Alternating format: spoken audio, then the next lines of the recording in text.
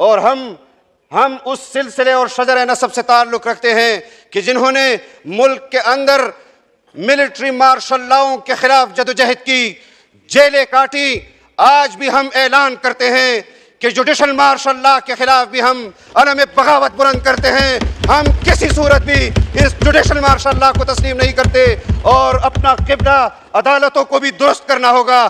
اگر پارلیمان کے اندر آپ سیاسی جماعتوں پر تنقید کرتے ہیں اور ان کو کہتے ہیں کہ آپ اتفاق پیدا نہیں کر سکتے اور آپ پاکستان کے لیے اتفاق پیدا نہیں کر سکتے، آپ آئین کی عملداری کے لیے، قانون کی حکمرانی کے لیے اتفاق نہیں پیدا کر سکتے، تو پھر آپ کو اپنے گریبان میں دیکھنا ہوگا. آپ نے عدالت کو، آپ نے عدلیہ کو تقسیم کیا ہے. اگر آپ یہ سمجھتے ہیں کہ ملک کے اندر آپ ایک بحران کا اور تقسیم کا بنیاد ڈالیں گے، قوم